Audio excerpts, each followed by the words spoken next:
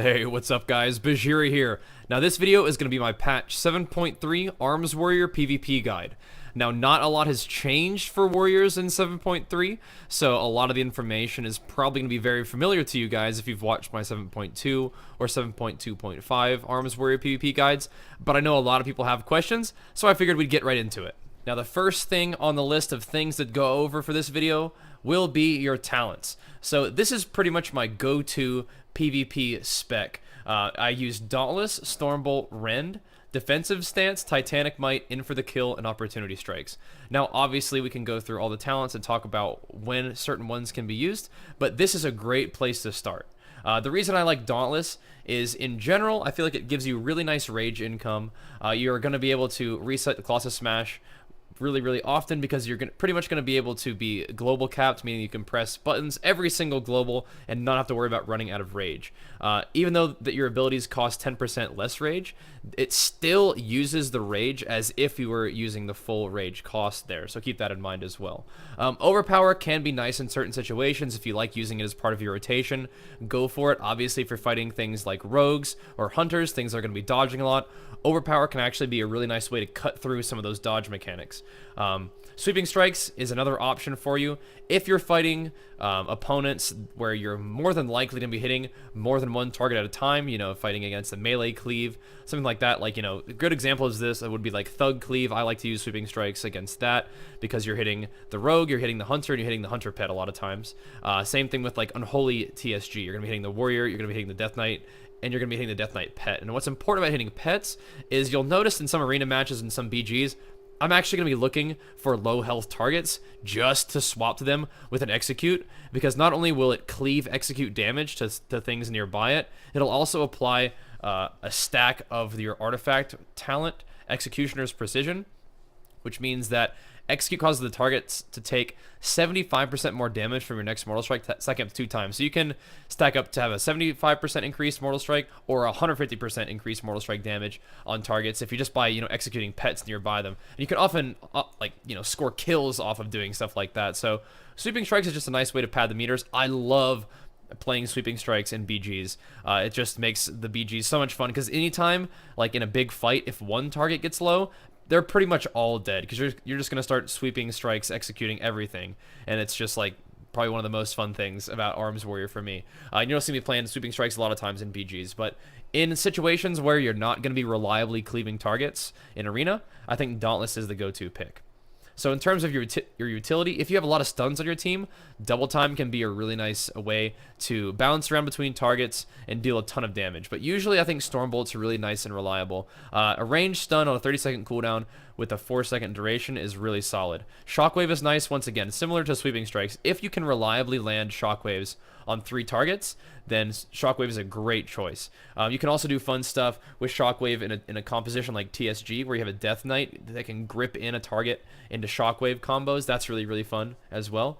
But Shockwave, once again, is a situation that I'm only going to be using this when I can reliably land a triple Shockwave. So once again, like Thug Cleave, Rogue, Survival Hunter, you can land Shockwaves on the Rogue, the Hunter, and the Pet. Same thing with TSG, like I mentioned. You can land it on the Warrior, on the DK, and the DK Pet. Same thing with like anything basically with an Unholy DK melee cleave. This is a really nice way to deal with that.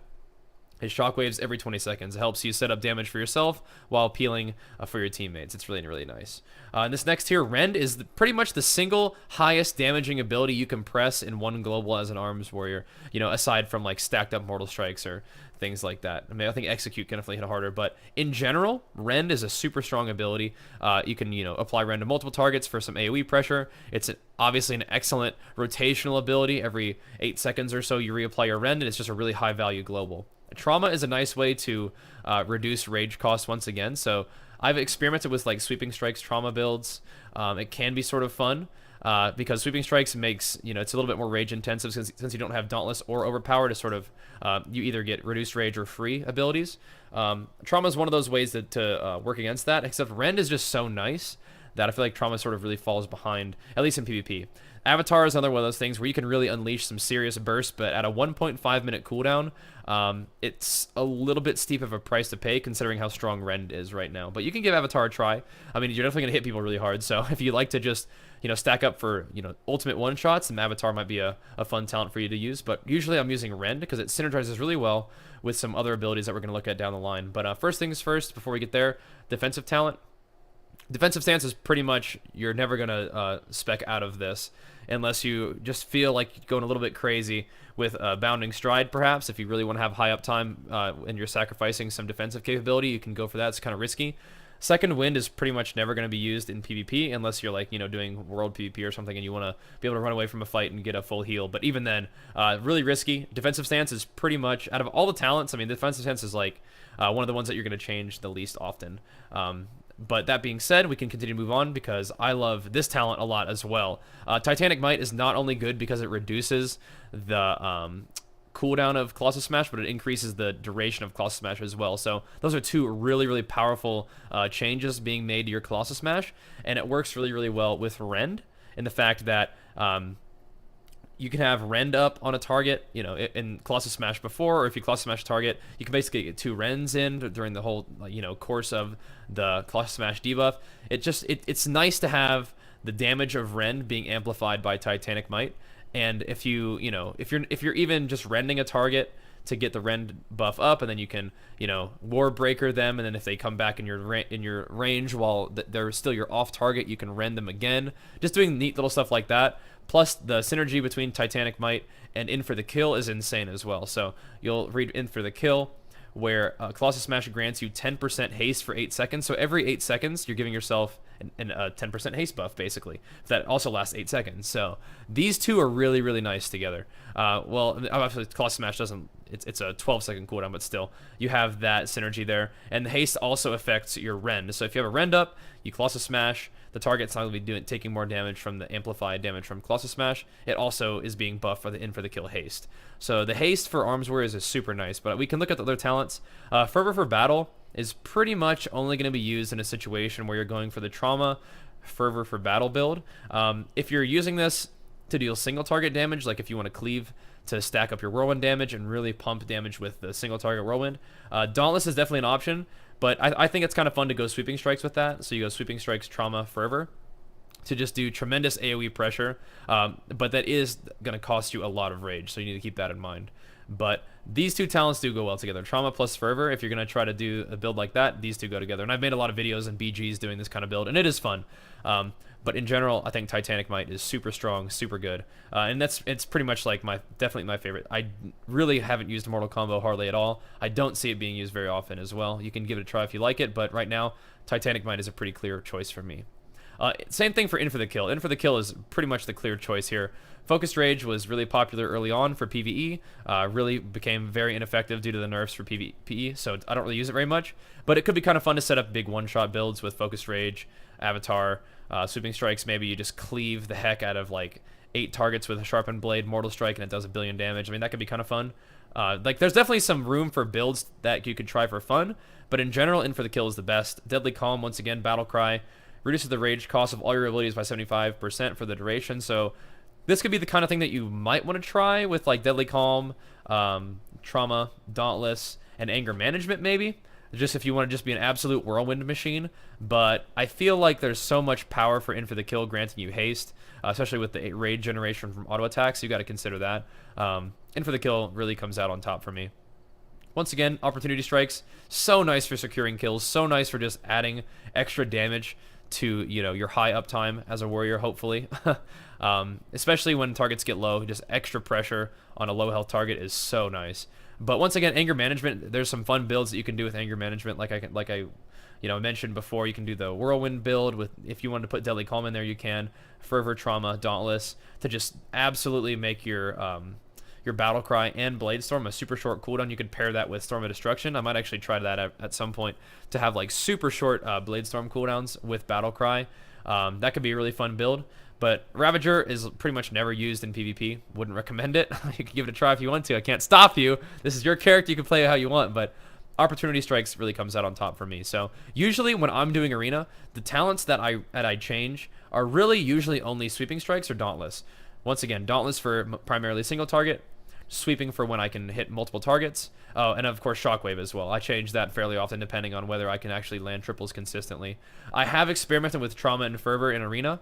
The only situation where I'd really consider playing Fervor Trauma is something against maybe like a Demonology Warlock, where you can consistently get full stacked cleaves and pump that into single target damage. Now, Unholy DKs are another situation where that might happen, but you got to remember that Unholy DKs take less damage from AoE, so it's less effective. But you know, if you see a Demonology Warlock Unholy DK composition, you might want to go ahead and try like Shockwave, Trauma, Fervor with Sweeping Strikes, and just see if you can cleave down pets and execute cleave off of that, and just do absolutely absurd damage. But other than that, I'm pretty much only switching between Sweeping and Shockwave, and Dauntless and Stormbolt for that kind of thing. Everything else is pretty much the same the entire time. For Honor Talents do change a fair amount. Obviously, depending on what you're fighting.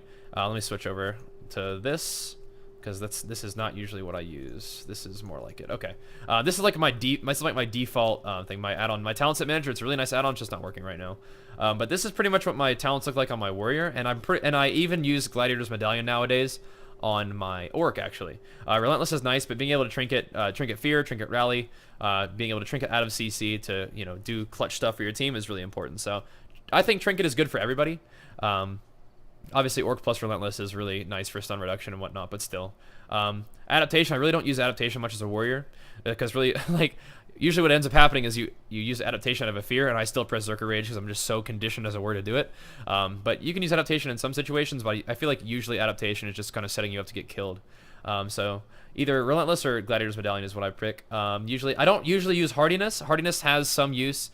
Like, for example, if you're in a 2v2 match and you're not really anticipating getting hit, you can use Hardiness. Like, it's like a dot class. Like, if you know an Unholy DK is just gonna run at your healer the entire game, maybe you can use Hardiness so that those dots don't really bring you down very low, because you're gonna be taking less damage from it. But usually I'm using Reinforced Armor when there's any sort of magic or physical combination.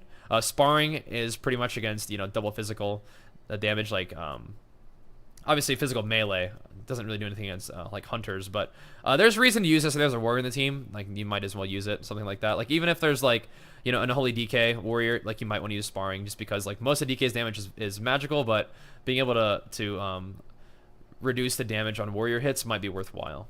But so that's something to consider. Usually only swap between these two depending on what the matchup is. This talent row is something that I've been I switch up a fair amount. Disarm, obviously, if you need peels, Disarm is definitely a good choice. If you anticipate being caught in a situation where you can probably kill your target, you just can't get to it, Death Sentence is obviously really nice, especially if you don't need a disarm. But if you're playing maybe like a TSG, Death Sentence is really nice, because a lot of times you're going to be slowly dotting a target down. You can't really reach them, like you're on a mage or something like that. You can't really reach the mage. Death Sentence comes in clutch a lot. But again, when you're playing a composition like Turbo Cleave, where a lot of times you're killing in a stun, Death Row is actually something to consider. Because like you're going to stun, you're going to pop all your cooldowns, you're going to unleash a Colossus Smash, Mortal Strike, maybe a few slams, hopefully get another Colossus Smash proc, and just start spamming execute when they get low, hoping your shaman can knock them in execute range. And extra 5% health to be able to execute something is huge, especially when all your cooldowns are up. Or against like a Destro Lock, and recently Destro Locks, they just stand there. Usually play with the Resto Shaman, just stand there and cast.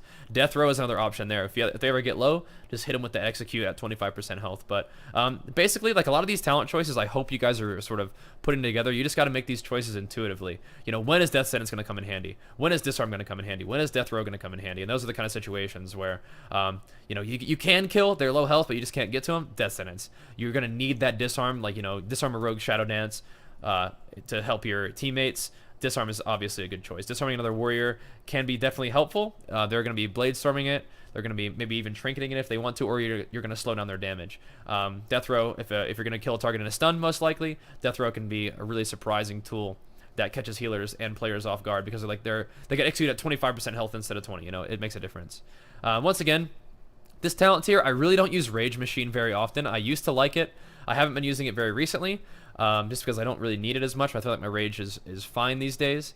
But I usually do swap between Spell Reflect. Obviously, if there's things that you need to Spell Reflect Spell Reflection is a fine tool. If you are playing against something that, you know, what, like a, I'm trying to think of a situation. You're like a Mistweaver. I guess Mistweaver Turbo, you could still reflect Hex or something like that. But oftentimes, you know, if you're facing something like melee cleave and you're not really going to need that spell reflect, a short rallying cry, a short minute cooldown rallying cry can really be a difference maker for your team, just to save you from those 1 minute goes that a lot of teams have. You know, warriors have their battle cry on 1 minute cooldown. I believe Monk's Serenity has 1 minute cooldown, that sort of thing. You know, Heroism from or Bloodlust from Shamans has a 1 minute cooldown, those kind of things. Being able to have an extra 15% health for your team on those sketchy situations is huge. But obviously, Spell Reflect is a massive tool in your arsenal for anything caster related, so keep that in mind. Once again, this is another tough decision. A lot of times I'll go, if I don't feel like we need defensives, I'll go Pain Train, Death Sentence, or Death Row. If we do need peels against like a Turbo Cleave, I'll go Disarm, Master and Commander, Duel. You disarm the Enhancement Shaman, duel the Warrior. You've really reduced a lot of their damage. Disarm Duel is a really nice tool for, you know, fighting double melee, right? But in the situation of fighting something that's just like two casters that are like dot casters, like maybe like Shadow Priest Lock, Pain Train all the way. There's not a lot of CC to War Banner. Duel isn't really going to do that much. Pain Train is really nice. A War Banner is basically a must against things like Hunters, against things like Mages. Anytime there is a team that is based around long CC chains, throwing down a War Banner to disrupt the duration of that CC chain or to force them to stop CCing or stop killing your team and kill the War Banner to continue their CC chain is really, really helpful, because War Banner reduces the duration of incoming crowd control effects by 50% while it's active, and if they decide to stop CCing and kill it, then you're slowing down their damage or CC. So War Banner is a must against long CC chain based teams like Hunter teams or Mage teams for sure. Like I said, Duel is great against things that have intense burst windows, like Enhancement Shamans, like Warriors, like Monks. Same thing with Disarm. So like I said, I'm going a lot of times against like Mages, I'll go Death Sentence, War Banner. Against things that I need to peel a lot against, I'll go Disarm, Master and Commander, Duel. And then Pain Train is really nice when you say, we don't really need peels, we can just crank the damage. That's a good one for you, especially if you're playing a melee cleave. But if you're playing a warrior right now, chances are you're playing melee cleave, unless you're playing warrior mage or like a warrior lock. But even then, having a short cooldown for yourself is nice. On this final tier, I'm pretty much always using Sharpened Blade. Like I said, there's some kind of fun builds that you could do with Storm of Destruction and Anger Management. Like I said, if you're spending a ton of rage, reducing the cooldown of your Blade Storm further, and it's already a minute cooldown, so maybe you could get like somewhere between even a 30 and 40 second cooldown on your Blade Storm. And taking this talent already makes it line up with Battle Cry for a moment, but then of course Anger Management is going to make it come down, and then if you use Pain Train, it's going to make it go down even further. So you're going to have super short cooldown. Maybe you could get two Battle Cries in every time you, and I guess between Blade Storms. So one Battle Cry without Blade Storm, the second Battle Cry with Blade Storm, and then of course you have, if you want to do Deadly Calm, you'd be able to get that back up really quickly. So that'd be a fun build to try. Shadow of the Colossus is not something I usually would pick. I guess the situation of Shadow of the Colossus would be if you were playing double time, the synergy is still there, where you have two charges, and every time you charge, you get a reset of Colossus Smash, and you get extra rage. If you don't need Sharpened Blade, if you can just straight up kill with damage, and it's going to be a situation where your normal Mortal Strike is fine, and you're just wearing a team down, then you might not need Sharpened Blade. But any sort of burst composition or CC composition, I think is helped so much with Sharpened Blade, because you can either start the CC chain or finish the CC chain with Sharpened Blade, and it makes basically acts as its own CC, right? So you say that you're playing with a mage and a paladins, right? So you get your classic Hodge into Triple Sheep, maybe like Fear, Hodge, Triple Sheep, and then the healer finally gets out of all that, and like I can finally heal, and then they have to heal through 50% reduced healing taken. So you're either going to kill there or force some serious defensive cooldowns out of the team. So Sharpened Blade is just and also a situation where your team doesn't have much CC. Sharpened Blade basically acts like a CC. You have like the healer. The healer isn't necessarily stunned, but their healing that they're doing is ineffective thanks to Sharpened Blade. So Sharpen is such a cool ability for Arms Warriors. I think it really makes the class in a lot of ways. But if you don't need any sort of Sharpen effect, you can just Shadow the Colossus. Maybe this is also fun in BGs if you really want to just dash around, Colossus Smash a ton of stuff. You know, you can double time and Colossus Smash and Rend just a billion different things. That could be a lot of fun. But Sharpened Blade is usually the talent I stick with. The only talents, I mean, I guess I change a fair amount of talents up. I change these talents up depending on what I'm fighting. Defensively, I change these talents up depending on what I'm fighting. So this 4, I guess, I change up depending. Hopefully my description of why I changed them is helpful. I pretty much always use Sharpen. I pretty much always use Gladiator's Medallion, but there are fun uses for these kind of things. It's just not usually what I would do for competitive builds. It's really more for fun, but you never know. Sometimes you got to try fun stuff out and see what works for you. But that is pretty much going over my talent build, and we can move on to, I suppose, maybe some macros and some basic rotational stuff as well. Now, when it comes to macros for warriors, nowadays there's really not that much room for creativity, I suppose. There's not that many like strange macros that you need. Maybe I should put it that way. But there are a few that I think are important to understand. One of them being how to write a focus macro, right? So when you're targeting one thing, so say I was like targeting this dummy right here, right? But I had this dummy on focus. So what I'll be able to do is I'll be able to target this one, and I notice that this one right here is healing. You can just come over here and pummel this dummy, right? See, I said immune there. So I'm targeting this guy, but I pummeled this guy. That's how a focus macro works. Same thing with fear. So I'm hitting this dummy right here, and let's see, so I'm hitting this one to make it more obvious. I'm hitting this one over here. Say I wanted to focus charge and focus fear the healer, right? So I'll focus charge, focus fear, and then I waddle back over here. We're more likely I could leap. Similarly, I could also throw a focus stun at that target, despite me still being targeted to this one. That's how focus macros work. And in order to write a focus macro, you simply type /cast space with a little square bracket, target equals focus, close the bracket, and then pummel. Same thing with Stormbolt.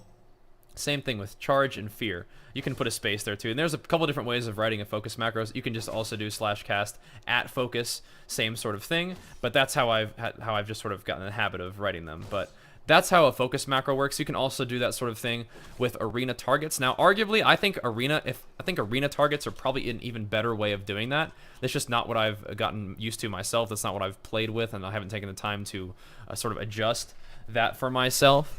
But I think that's a good way of doing it. So if you want to get super focused on saying, like, you know, target arena 1, 2, 3 with pummel, with fear, with stormbolt, with charge, that would be probably a good thing for you to do, especially if you're just getting started. But then of course you have the kind of macros where you just stack a ton of different cooldowns, right? So this is something that's going to pop all of my cooldowns and Warbreaker for me. This is not something that you want to press every single time. You'll notice I have a couple different macros for popping cooldowns, right? I'll have one that pops literally everything, right? Warbreaker, Sharpened Blade. I'm not in a PvP situation, but it would cast Sharpened Blade, and you can do, you know, big Mortal Strike with Sharpened Blade and then Blade Storm after that. That'd be one way of using that. But I also have macros like just Wreck, right? I have this over here where all this is going to do is just Sharpened Blade and Battle Cry. Battle Cry's not up, but it's going to Sharpen Blade, and it'll use my trinkets too, but that's not something that's going to happen in PvP. I also have a macro that's going to Colossus Smash for me, which is Fury, right? It's interesting I have that one named Fury, even though Colossus Smash isn't something that Fury does.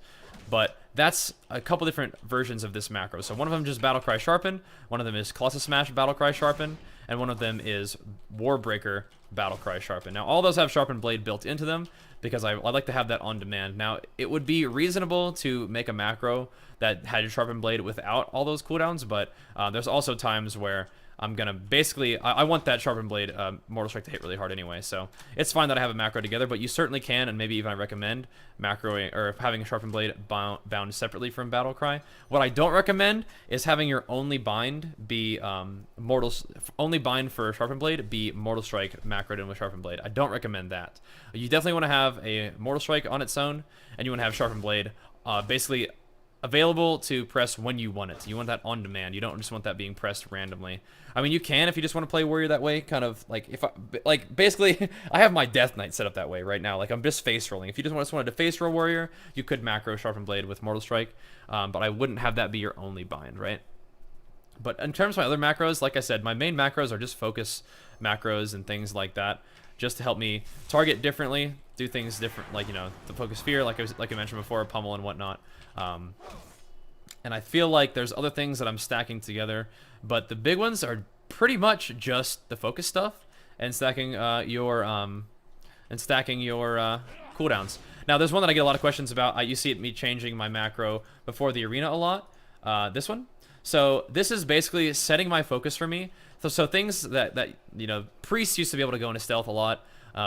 And whenever they went in stealth, they drop your focus. Same thing with druids. If the druids ever go in stealth, it drops your focus. If mage mass invises, or arcane mage mass invises everybody, it'll drop your focus. What this will do is I don't usually very much So there are also some weaknesses with this, right? I don't usually change my focus in the game. I don't anticipate changing my focus. So I always want the focus basically to be whatever I set it to in the beginning of the game.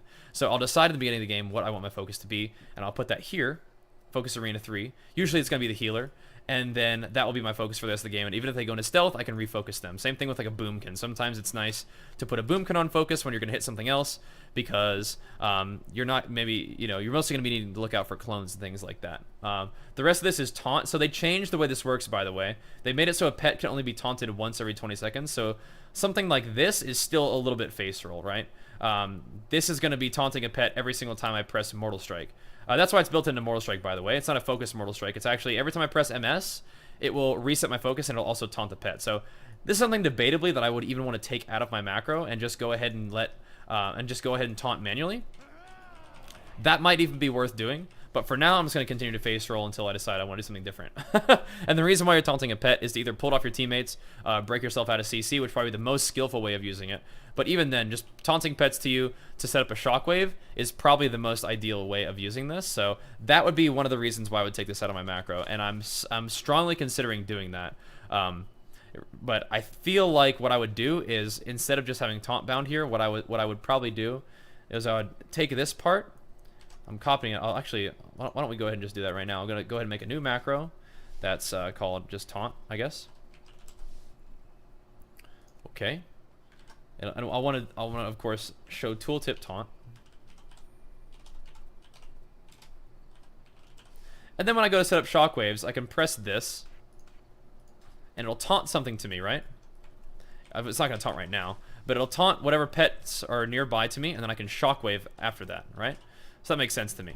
That's probably the way I'd use that. So what I could do is I could take that out of these other macros if I wanted to. But whenever you're seeing me with these taunt macros, that's what that is. It's just taunting pets to me to be disruptive, and also to break myself out of CC, or more likely than not, set up shockwave opportunities for myself. So that's the idea there. In terms of, like I said, other macros, there's really not that many other macros. Right now, Warriors are in a situation where I think probably a lot of classes are in a situation where macros, you know, are mostly for targeting and not as much ability stacking. But hopefully those ones that I showed you guys will be helpful to you and help you understand how to write macros. I mean, I can give you macros, but that's, you know, teaching you how to write a macro is how that works, you know. Give a man a macro, he'll kill one noob, right? Teach a man to write a macro, he'll be able to slay noobs for the rest of his life, right? That's how that works. Anyway, enough about macros. Let's talk just a little bit about basic rotation. So fortunately, for Arms Warriors, I feel like our rotation isn't too crazy. You have a couple different options here, right? Most of it just revolves around, you know, Colossus smashing into a Mortal Strike, into, you know, in this situation, rending, and slamming away until you get more procs, right? Until Mortal Strike comes back up or whatever else. Now there's other options here. You can, if you have enough rage to do so, you can rend into a Colossus Smash, which is also fine. But one of the things that's going to happen a lot of times is, if you don't charge into combat, you're not really going to have enough rage to just drop a rend first, I don't think. Usually what I'll do is I'll use my charge very, very defensively. So a lot of times in an arena match, you'll see me just on my mount, just walking up to people and opening with a Colossus Smash, right? So I can Colossus Smash, Mortal Strike for very low rage cost, and then you can get a rend up and then continue your DPS rotation. But basically the order of importance here is getting Colossus Smash up into a Mortal Strike, and then rending if rend isn't up, and then slamming. Obviously, keeping hamstring up is another very important thing, and hamstring should probably take the place of something like a rend in your rotation. If it's a situation where keeping a slow on your target isn't like you're not in desperate need of keeping a slow, then I feel like it's probably more worth it reapplying your Colossus Smash, reapplying Mortal Strike, reapplying rend, and then using basically a slam global to keep hamstring them. Now, obviously, if it's a very high mobility target and you're gonna have a hard time staying on them, then that hamstring is gonna be your lifeline. It's gonna allow you to do more damage than any other global, right? Because they're gonna be able to stay in your range, and getting kited is not gonna help you out. But obviously, you know, I feel like keeping a rend up is super important, keeping a Colossus Smash is super important, and keeping a Mortal Strike up is super important. It's gonna be very, very crucial to dealing damage to your target, right? Now, in terms of the way you deal burst damage, it's going to look very similar, right? You know, ideally, you have nice, nice, healthy amount of rage. You're going to have a rend on your target, right? You can have a rend on multiple targets, even. You're going to pop, whether you want to use Warbreaker. In this situation, I think a Warbreaker would be great. If you have rend on multiple targets, then your rends are going to be critting. You're going to pop whatever, you know, whatever version of Colossus Smash you want. And you're going to start laying into them with Colossus Smash into Mortal Strike, and if slams if you don't have it up, right? So there's a couple debuffs that you want to have on your target. You have Colossus Smash you want to keep on your target, you want to keep up Rend, and you want to keep up Hamstring. After that, slam away. But if you start to over slam, not only, you know, it's not maybe the most efficient use of your rage, but you're also going to start noticing that debuffs are going to be falling off. And then if you slam too much, you might also, you know, you don't usually run into rage problems unless you're over slamming, right? So you're going to have plenty of globals to deal damage. You're going to have plenty of globals to keep your debuffs up. And you're going to have plenty of rage to continue that rotation consistently. So don't get too caught up in slamming. That's another reason why I like Dauntless. It's because Overpower is a nice global to add in there, but I feel like you already probably have enough globals as it is. Colossus Smash tends to reset fairly often. And when I say Colossus Smash, I do mean that Colossus Smash and Mortal Strike reset together. So you guys can even do what I'm doing right now. I mean, obviously, slightly distracted just by talking about the rotation. But you guys can obviously just sit on a dummy and wail away, and understand that your hamstring debuff needs to be applied basically when it says 7, right? Because at that point, the target dummy only has it up for 14 seconds. So hamstring lasts 8 seconds in PvP. So when it says 7, you want to get that hamstring back up, right? There you go. Keep that Rend back up as well. Rend doesn't, it's the same thing as in PvE and PvP, so you don't have to worry about that too much. But that's a fine thing to practice. Just get on a dummy, start swinging, get to work on it. The rotation, fortunately, isn't crazy complicated. Basically, if you understand that you want to Colossus Smash into Mortal Strike, that's great. So that's your priority system right there, guys. Is keep all your debuffs up, understand how your class works, practice, and pwn. And I didn't mention it much, but execute obviously fits into the rotation in a very important way. Execute is something that should be prioritized for sure, but in a lot of situations, I find it is worth it. Like if you have a target low, it is worth it to drop that Colossus Smash on it. A lot of times, like if you put an execute into something and it doesn't die, you know, and you have a Colossus Smash proccing right then, go ahead and use the global to Colossus Smash, because it's going to make your execute hit a lot harder. It's going to give it a much higher chance to crit, and if the target doesn't die, then, I mean, you have a Colossus Smash reapplication as well. Same thing with, if you have a 2-stack Colossus Smash, like if you, sorry, not 2-stack Colossus Smash, if you've executed twice and your target hasn't died and you're not having an issue getting to them and you're not using Death Sentence, that is a situation where it's worth using Colossus Smash into Mortal Strike with 2 stacks of it, because that is not going to work. Because if you've put 2 executes into a target and it hasn't died, chances are you're probably running a little bit low on rage at that point too. And the double stack Mortal Strike will hit really hard, but it won't cost extra rage, right? So that's something that you want to consider. That's at low health that your rotation becomes a little bit more interesting due to the fact that you have execute getting involved in there. But outside of that, keep your debuffs up. Use Colossus Smash and Immortal Strike. Keep your Rend up. Keep your Hamstring up. When you need a spare global, go ahead and slam. But keep just hammering the DPS as you please. And obviously, you know, things like rending multiple targets into a Battle Cry, or just, you know, Battle Cry Warbreaker. Blade Storm is really, really nice.